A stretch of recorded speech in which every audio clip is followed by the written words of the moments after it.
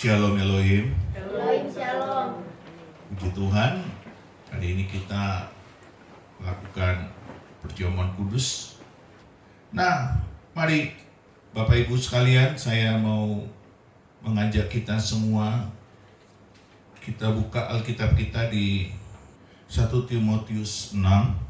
Ya, 1 Timotius 6 ayat yang ke-6. Demikianlah firman Tuhan. Memang ibadah itu kalau disertai rasa cukup memberi keuntungan yang besar. Apa maksudnya? Saudara, ada banyak kita kadang-kadang beribadah tidak dengan fokus yang terutama. Yaitu apa fokusnya? Kita menghormati Tuhan, kita rindu bersekutu dengan Tuhan, dan kita ingin mendengar firman Tuhan. Ketika kita menghormati Tuhan, berarti kita memuji menyembah Tuhan dengan sepantasnya, dengan selayaknya, dengan seharusnya. Itulah buktinya bahwa kita menghormati. Ketika kita rindu bersekutu dengan Tuhan, hari ini ketika kita melakukan perjamuan kudus, kita akan berkata, bukankah roti ini adalah bukti kita bersekutu dengan tubuh Kristus? Maka kita berkata, amin. Bukankah cawan ini bukti persekutuan kita dengan darah Kristus? Maka kita berkata, amin. Itu rindu kita akan hadirat Tuhan. Dan di dalam semuanya itu ada penghormatan yang khusus terhadap hadirat Tuhan ketika firman Tuhan ditaburkan, ketika firman Tuhan diberitakan. Kita betul-betul ingin untuk mengalami iman. Kita ingin mengalami rema. Itulah yang disebut dengan rasa cukup. Ada yang berkata rasa cukup itu berbicara tentang syukur. Tetapi saudaraku, rasa cukup itu adalah lebih daripada syukur. Di situ ada penghormatan, di situ ada kerinduan untuk bersekutu, dan di situ ada kerinduan untuk lebih beriman kepada Tuhan. Itu sebabnya di dalam sebuah ibadah ada kuasa. Mari kita buka di 2 Timotius ya, pasal yang ke-3, ayat yang ke-5 dikatakan apa di situ? Demikianlah firman Tuhan. Secara lahiriah mereka menjalankan ibadah mereka, tetapi pada hakikatnya mereka memungkiri kekuatannya. Jauhilah mereka itu. Jadi di akhir zaman, saudaraku, pada akhirnya kita akan bertemu dengan gereja, yaitu tubuh Kristus, yaitu umat Tuhan, yaitu orang-orang yang mengaku percaya Yesus sebagai Tuhan dan Juru Selamat pribadinya. Pada akhirnya kita akan bertemu dengan orang-orang yang sepertinya beribadah, yang sepertinya melakukan ritual-ritual liturgi keagamaannya, tetapi sesungguhnya orang-orang ini adalah orang-orang yang tidak mengakui, yang tidak menghendaki terjadinya kuasa, terjadinya mukjizat, terjadinya keajaiban-keajaiban, yang tidak percaya bahwa iman akan bangkit daripada perenungan firman Tuhan, bahwa terjadi sebuah manifestasi terobosan ilahi, doa-doa orang-orang benar dalam ibadah itu, terjadi jawaban-jawaban yang luar biasa, terjadi terobosan-terobosan. Orang-orang ini kita akan bertemu di akhir zaman tidak mengakui kuasa daripada sebuah ibadah. Maka dikatakan di situ memungkiri kekuatannya. Maka kita akan bertemu dengan ibadah-ibadah yang datar, ibadah-ibadah yang hampa, ibadah-ibadah yang kosong. Dikatakan di situ perikopnya, keadaan manusia pada akhir zaman. Jadi inilah kita sekarang berada dalam posisi akhir zaman, dan kita bertemu dengan orang-orang yang mengaku anak Tuhan, yang mengaku percaya Yesus, tetapi ketika kita melihat mereka beribadah, mereka tidak mengakui kekuatannya, tidak mengakui kekuasaannya, bahwa Allah berdaulat, bahwa ada hadirat Tuhan. Di dalam pujian penyembahan ada hadirat Tuhan, di dalam perenungan firman Tuhan ada rema, di dalam persekutuan dengan perjamuan kudus ada kuasa yang akan menyembuhkan. Mereka tidak percaya. Maka dikatakan Kalau ibadah itu disertai dengan rasa cukup akan menimbulkan keuntungan apa? Keuntungan rohani. Cukup apa? Cukup syukurnya. Cukup apa? Cukup penghormatannya. Cukup apa? Cukup kerinduannya untuk mendapatkan iman. Jadi saudara, perhatikan baik-baik ya, ini akhir zaman loh.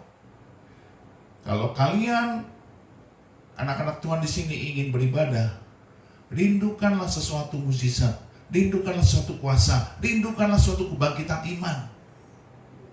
Kalau kita tidak memiliki itu dalam ibadah kita, tidak ada kerinduan, maka Alkitab berkata apa? Mereka memungkiri kekuatannya.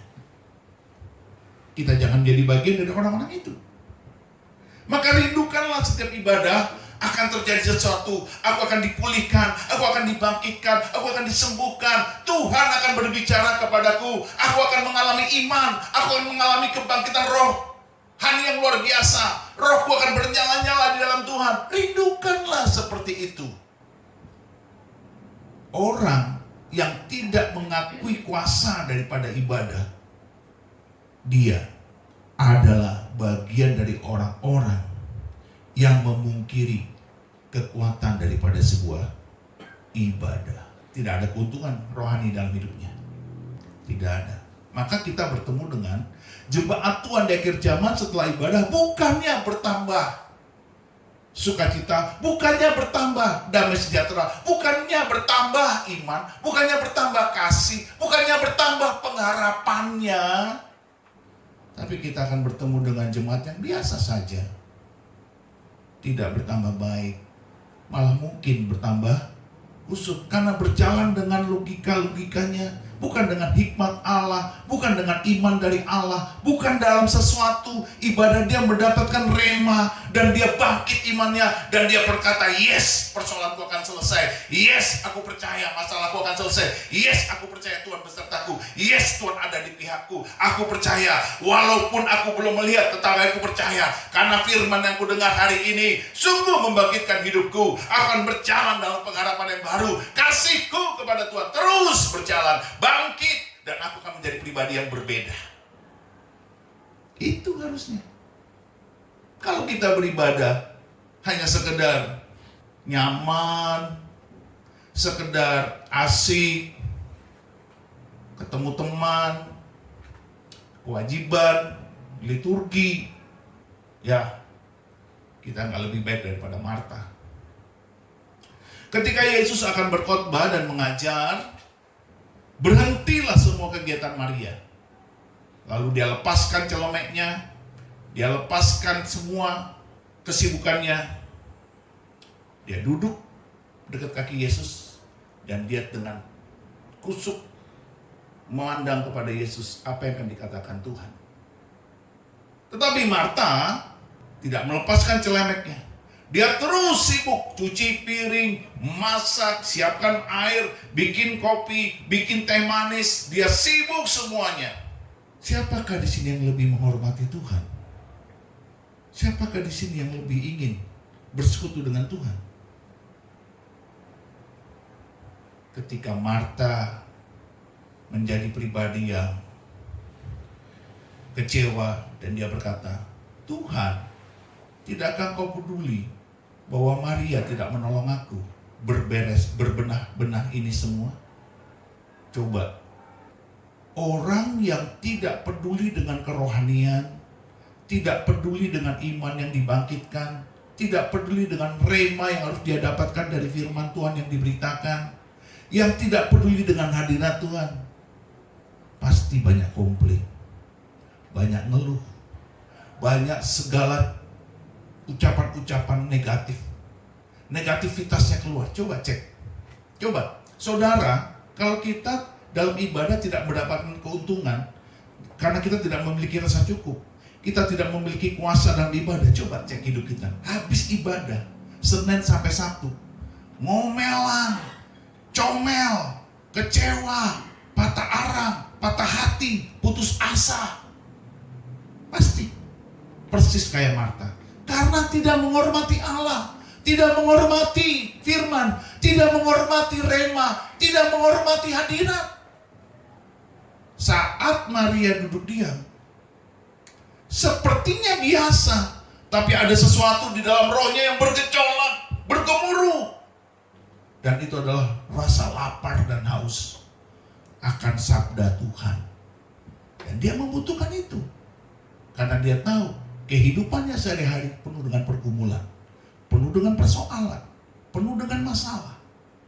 Maka dia butuh iman yang dibangkitkan. Dia butuh rema dari firman Tuhan yang dia dengar dari mulut Tuhan Yesus yang akan mengajar.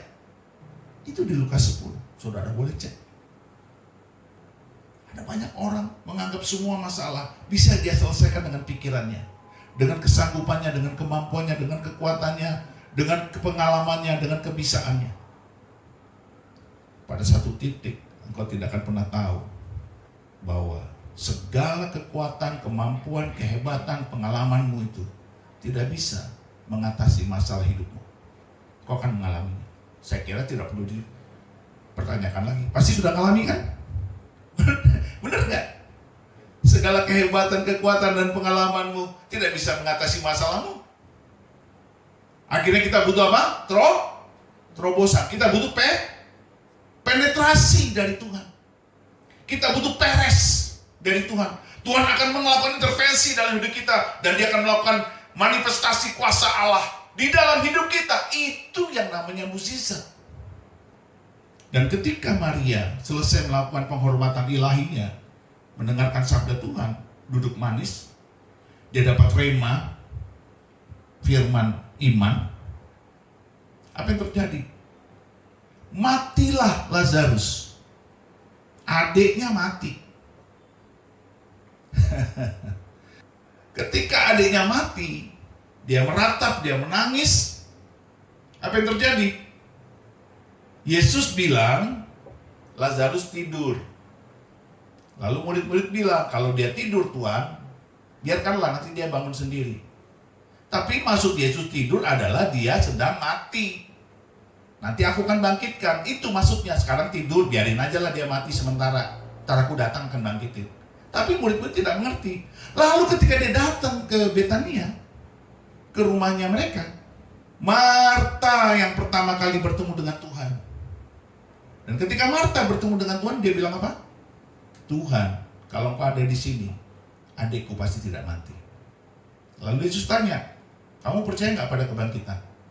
Aku percaya Tuhan, kelak akan terjadi kebangkitan orang-orang mati. Padahal Yesus kan mengatakan, maksud dia, kamu percaya nggak bahwa aku akan membangkitkan Lazarus saat ini? Saat ini. Saudara perhatikan, ketika Tuhan ingin membuat sebuah mukjizat dalam hidup kita, seringkali kita nggak percaya. Maka dia berkata apa? Iya, aku percaya nanti akan terjadi kebangkitan orang-orang mati kelak. Bukan begitu. Jadi nggak nyambung. Saudara perhatikan, karena dia tidak menghormati kehadirat Tuhan, karena dia tidak menghormati ibadah, karena dia tidak menghormati Tuhan, maka imannya nggak ada. Waktu dia ketemu Yesus, bukan mukjizat kebangkitan Lazarus yang dia rindukan, tapi nanti kebangkitan orang mati kelak. Dia kerjaman. Berbeda dengan Maria. Ketika Maria mendengar Yesus datang, berlarilah dia disertai dengan teman-temannya yang juga pada meratap. Dia berlari dan dengar, inilah anak Tuhan yang mempunyai penghormatan ilahi. Dia tersungkur. Tersungkur artinya sujud, menyembah. Seorang worshiper sejati, seorang anak Tuhan sejati, di mana-mana karakteristik menyembahnya selalu muncul, ada. Setiap ada masalah, nyembah. Setiap ada masalah, doa. Setiap ada masalah, bersyukur. Setiap ada masalah, menghadap Allah. Itu karakteristiknya. Beda dengan Marta. Waktu dia ketemu Yesus, dia berdiri. Dan dia tidak percaya Lazarus akan bangkit. Yang mengerti katakan amin. Atau bingung. Itu kena sekali sama saya Bapak. Saya ke tempat. Saya tidak masalah ke tempat atau tidak. Masalahnya, apakah kita berhenti dengan iman yang salah, lalu kita melanjutkan iman yang benar, dan kita beribadah dengan penuh kuasa. Itu yang penting. Saya mah nggak penting ketemplak, nggak penting. Yang penting kita terjadi perubahan nggak? Terjadi pertobatan nggak? Terjadi manifestasi kuasa Allah dalam hidup kita. Kalau kita sama saja, ya buat apa ketemplak? Kan yang penting pertobatan, amin? Yang penting pertobatan. Waktu dia tersungkur dan Yesus melihat dia menangis, lalu Yesus ikut menangis. Artinya apa? Saudara dengar baik. Inilah bukti daripada sebuah anak Tuhan yang beribadah penuh dengan kuasa. Artinya waktu dia beribadah penuh dengan kuasa, di dalam ibadahnya itu dia sungguh bersyukur. Di dalam ibadahnya itu sungguh dia menghormati Tuhan. Di dalam ibadahnya itu sungguh dia percaya kepada firman Tuhan. Setiap firman yang dia baca, yang dia renungkan, dia selalu berkata, yes, ya dan amin.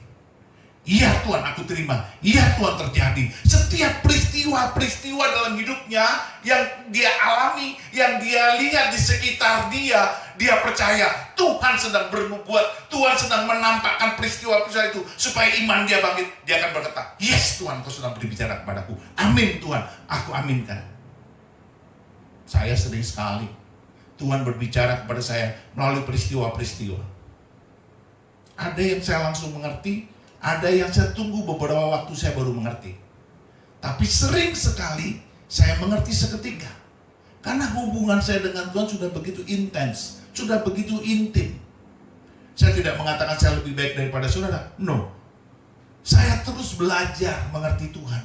Terus belajar membaca bagaimana Tuhan sedang menuntun saya. Saya terus belajar karena saya ini manusia berdosa. Saya bukan orang yang hebat, tetapi saya selalu ingin menundukkan diri untuk belajar. Dan ketika itulah saya terus-menerus membaca, merenungkan firman Tuhan. Terus-menerus saya berdoa. Terus-menerus saya berpuasa. Karena saya adalah orang yang bodoh. Dan saya orang yang berdosa. Jadi saya terus belajar.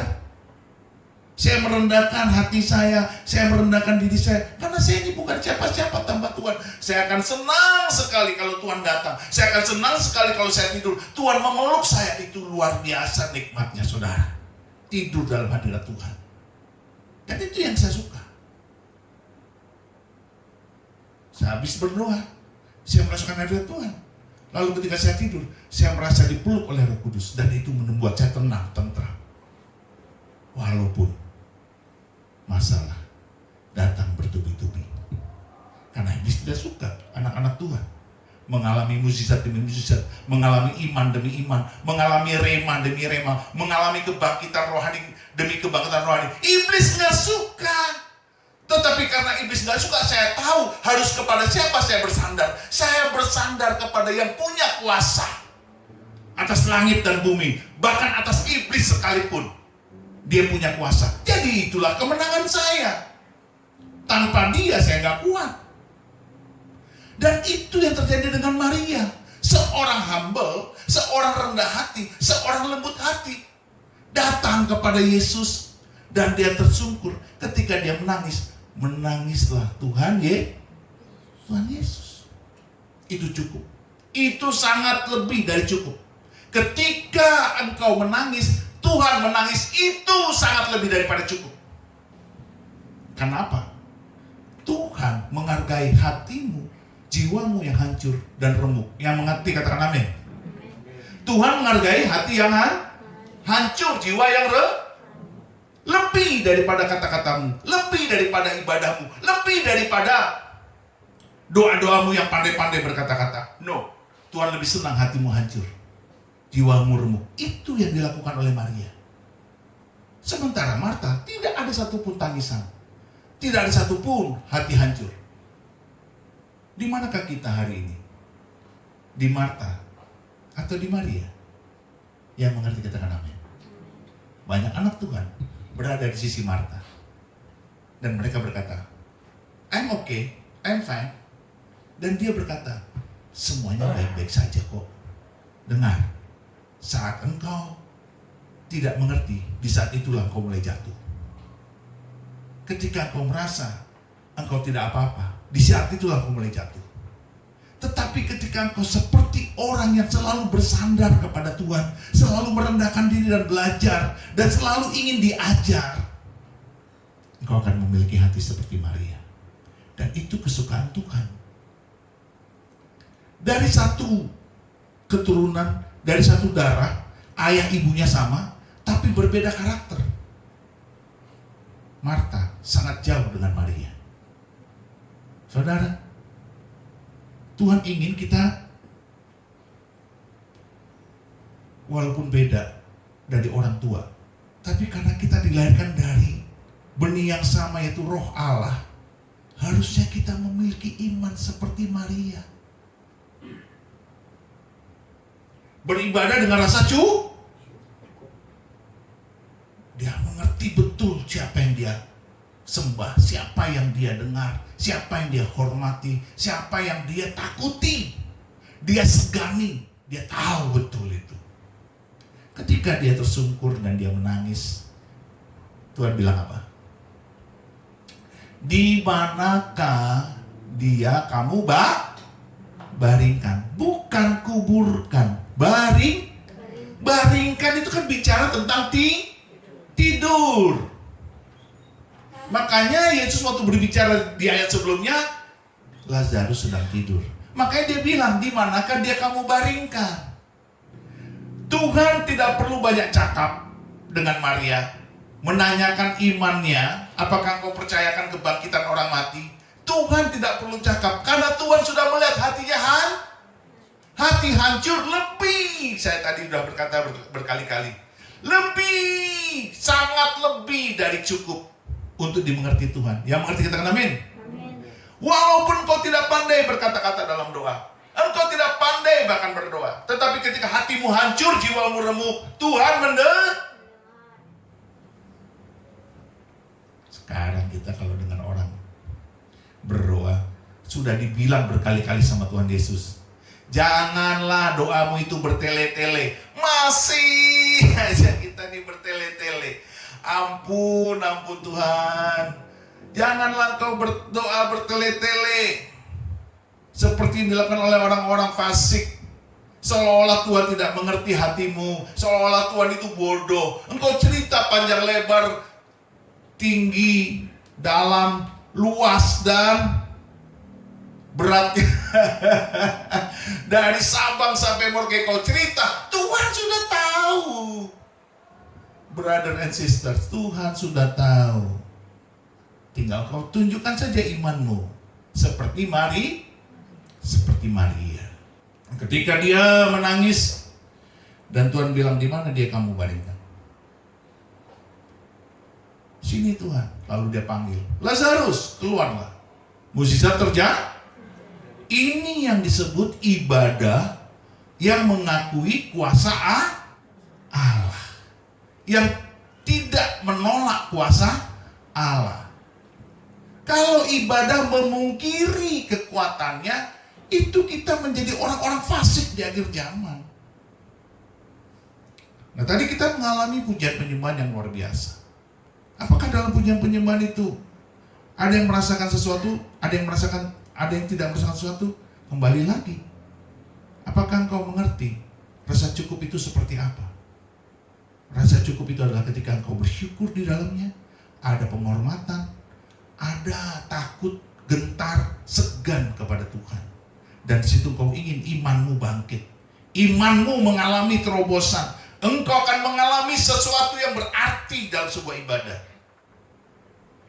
Itu maksud Tuhan. Hari ini saya mengalami hadirat Tuhan. Orang-orang suka bilang merinding gitu ya. Kalau saya merinding dari kepala sampai kaki saya merinding. Beda. Saya tidak tahu, hari ini saya tidak menangis. Biasanya kan menangis.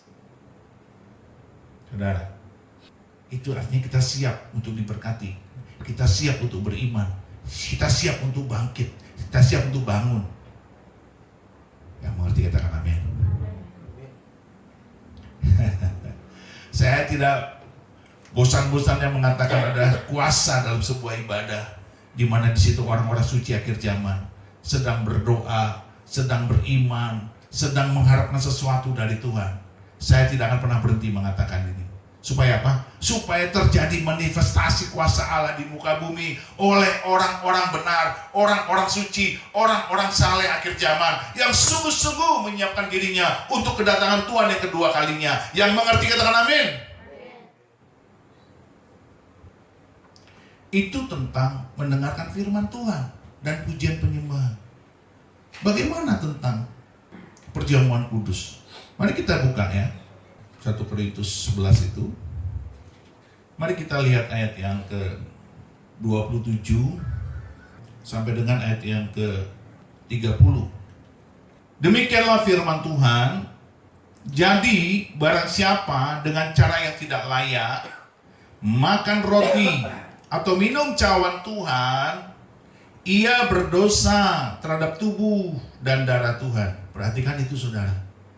Barang siapa dengan cara yang tidak layak. Bagaimana Pak? Kami tidak layak. Nih, dengarkan baik-baik. Ayat 28. Karena itu, hendaklah tiap-tiap orang menguji dirinya sendiri, dan baru sesudah itu ia makan roti dan minum dari cawan itu. Menguji diri sendiri. Menguji diri sendiri. Artinya, kalau engkau berbuat dosa, bertobatlah segera, minta ampun sama Tuhan sebelum kita mengalami perjamuan kudus, sebelum kita menyantap roti dan anggur. Sebelum kita bersekutu dengan tubuh dan darah Kristus, itu cek and recheck terus menerus. Kita harus mawas diri. Kalau masih menganggap enteng sebuah perjamuan kudus, saya bukan nakutin, tapi ini ayatnya. Karena barang siapa makan dan minum tanpa mengakui tubuh Tuhan, ia mendatangkan hukuman atas dirinya. Bagaimana Pak? Kami tidak mengakui tubuh Tuhan. Ya karena kamu tidak menghormati roti dan anggur. Kamu anggap, itu biasa, roti dan anggur kan biasa, itu buatan manusia. Padahal ketika didoakan oleh seorang pendeta, hamba Tuhan, gembala, itu ada kuasa adikodrati yang tidak kelihatan, tetapi secara supranatural terjadi sebuah pengurapan. Ada kuasa di situ. Ketika engkau tidak menghormatinya, maka hukuman ini yang disebut ibadah tanpa kuasa. Ibadah tanpa kuasa, karena tidak menghormati. Sebab itu ayat 30, banyak di antara kamu yang lemah dan sakit, dan tidak sedikit yang meninggal. Lemah, sakit, dan bayangin, lemah apa? Lemah apa-apa tersinggung, apa-apa ngeluh, apa-apa tidak bersyukur, apa-apa malang, apa-apa musibah, apa-apa itu lemah. Orang yang lemah adalah orang yang tidak beriman. Apa-apa tersinggung, tidak mengampuni, itu lemah. Orang yang kuat adalah orang yang mengampuni. Apa-apa kecewa. Ini orang lemah. Sakit. Banyak dari kita sakit. Harusnya perjamuan kudus itu menyembuhkan, bukan membuat kita sakit. Kalau kita sakit berarti kita berdosa. Ada sesuatu yang belum kita akui di hadapan Tuhan.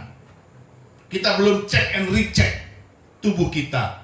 Kita belum check and recheck iman kita. Kita belum check and recheck jiwa kita. Jadi ibadah tanpa kuasa mati. Lemah. Yang mengerti katakan amin. Jangan main-main. Saya dari dulu saudara, dari kecil, walaupun saya belum lahir baru, nih, dengar ya baik-baik ya. Saya bukannya mau sombong. Istri saya bukti, anak-anak saya bukti. Papanya nggak pernah sakit, nggak pernah. Ya sakit-sakit flu, biasa. Dulu pernah kolesterol asam urat, tapi sekarang sembuh saya. Ada banyak orang kalau makan kacang Makan apa? Emping, kumat asam. Saya nggak pernah, makan aja. Bukannya mau sombong, dengar baik. Sedari saya kecil, yang namanya perjamuan kudus, walaupun saya belum mengerti, saya sangat takut. Jadi waktu saya kalau perjamuan kudus, saya selalu ngaku dosa sama Tuhan. Kalau saya belum siap, saya nggak akan ambil itu perjamuan. Dari kecil, siapa yang ngajarin? Ibu saya. Siapa yang ngajarin? Guru saya. Siapa yang ngajarin? Pastor saya. Jadi saya nggak terima. Nah, ketika saya nggak terima, teman-teman saya pada tahu kan kita kalau ke gereja barengan. Dia tahu, lupa dosa ya. Karena belum pede, ini belum nggak bisa saya. Tapi kalau teman-teman saya yang sok-sok baik itu, dia ambil aja tuh perjamuan. Padahal saya tahu kelakuan dia lebih bejat dari saya, mohon maaf. Makanya hidupnya nggak beres. Dan terbukti setelah dewasa, berbeda kita. Tapi saya sangat menghormati Tuhan. Walaupun saya belum lahir baru. Perhatikan itu saudara. Saya masih selengean loh, anak kecil. Saya kan bertobat lahir baru umur 22, 23. Betul-betul percaya Yesus Tuhan dan Juru Selamat saya. Saya hati-hati soal itu. Nggak main-main. Kalau misalnya saya kurang ajar sama ibu saya, nggak berani saya ambil itu sebelum saya minta maaf sama ibu saya. Nggak berani. Kalau bapak saya marah-marah sama saya karena saya salah, nggak berani itu saya ambil. Itu saya, walaupun saya ini belum lahir baru. Tapi saya mengerti betul. Ini saya ngomong gini mau nangis saudara. Karena saya ingat di masa lalu betapa saya takut akan Tuhan. Makanya kalau saudara sekarang melihat saya nggak pernah sakit, itu buah daripada penghormatan kudus saya kepada Allah. Yang mengerti katakan amin. Yang mengerti katakan amin. Kok suaramu lemah sih? Iya Pak, saya soalnya begitu. Makanya lemah suaramu. Haleluya, puji Tuhan. Buat saya kalau sakit itu cuma satu pada masa itu, pasti saya berdosa. Ternyata betul. Kalau saya nggak berdosa, nggak ada sakit. Apalagi banyak. Saya bawa duit di mobil waktu itu masih kerja. Duitnya banyak. Di mobil tuh ada tas saya. Saya simpen laptop saya nggak pernah khawatir, nggak pernah takut itu duit hilang, laptop hilang, nggak pernah. Orang-orang kan pada cek kunci apa tuh, saya nggak, taruh aja di bawah. Bukannya mau sombong, ini perlindungan Tuhan yang sempurna. Karena iman kita betul, yang mengerti katakan amin. Sekarang orang makin susah hidupnya, kunci inilah, kunci itu, kunci itu. Saya mau kasih tahu ya, rumah saya pernah kita pergi nggak terkunci. Saya nggak ngomong aja sama istri, itu pintu di depan tuh nggak terkunci. Saya lupa nguncinya, tapi pas pulang, belum dikunci, tapi saya diam aja. Karena perlindungan Tuhan sempurnalah kasih-Nya. Amin.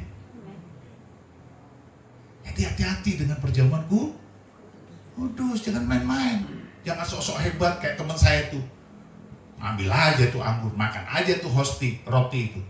Nah, saya tahu hidupnya nggak lebih baik, lebih parah. Tapi saya nggak berani. Yang mengerti katakan amin. Dari semua ini, ibadah itu penting. Dan saudara jangan anggap enteng doa-doa. Mari kita lihat ya terakhir ya, kita Wahyu 5 ayat 8. Demikianlah firman Tuhan. Ketika ia mengambil gulungan kitab itu, tersungkurlah keempat makhluk dan ke-24 tua-tua itu di hadapan anak domba itu. Masing-masing memegang satu kecapi dan satu cawan emas penuh dengan kemenyan. Itulah doa orang-orang. Perhatikan, apa aja tuh doa orang-orang kudus? Pertama, kecapi. 2, 1 cawan emas. 3, apa itu kecapi? Pujian, penyembahan. Apa itu cawan emas? Hati yang kudus. Apa itu kemenyan? Doa. Kemenyan itu doa, saudara. Saudara lihat itu, doa kita itu dicatat di Ini kitab Wahyu bicara tentang surga, brother and sister. Kita lihat lagi, ya. Coba. Wahyu 8 ayat 3 dan 4. Demikianlah firman Tuhan. Maka datanglah seorang malaikat lain, dan ia pergi berdiri dekat mezbah dengan sebuah pedupaan emas, dan kepadanya diberikan banyak kemenyan untuk dipersembahkannya bersama-sama dengan doa semua orang kudus di atas mezbah emas di hadapan tahta itu. Maka naiklah asap kemenyan bersama-sama dengan doa orang-orang kudus itu dari tangan malaikat itu ke hadapan Allah. Jadi kemenyan itu adalah lambang daripada doa orang-orang kudus. Saudara dan saya mengerti ini, maka jangan pernah berhenti berdoa. Berdoalah dengan hati yang hancur dan jiwa yang remuk. Itu lebih didengar Tuhan daripada kata-kata yang banyak dan indah. Coba ini terakhir ya. Saya sebenarnya ingin cepat ini karena ada perjamuan kudus. Coba kita buka di Mazmur ya. Mazmur 51 ayat 18 dan 19 ya. Ini dia nih. Demikianlah firman Tuhan. Sebab engkau tidak berkenan kepada korban sembelihan. Sekiranya kupersembahkan korban bakaran, engkau tidak menyukainya. Korban sembelihan kepada Allah ialah jiwa yang hancur, hati yang patah dan remuk, tidak akan kau pandang hina, ya Allah. Jadi janganlah kita berkamuflase, beribadah seolah-olah layak, seolah-olah benar, seolah-olah yakin kita diterima Tuhan dengan cara apa? Manipulasi. Manipulasi apa? Kita berikan persembahan, kita berikan ucapan syukur, pemberian-pemberian, dan kita menganggap itu sudah selesai. Dengar baik.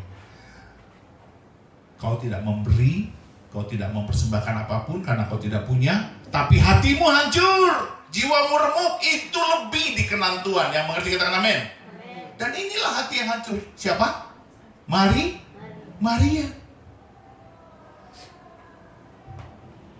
Mari kita bangkit berdiri.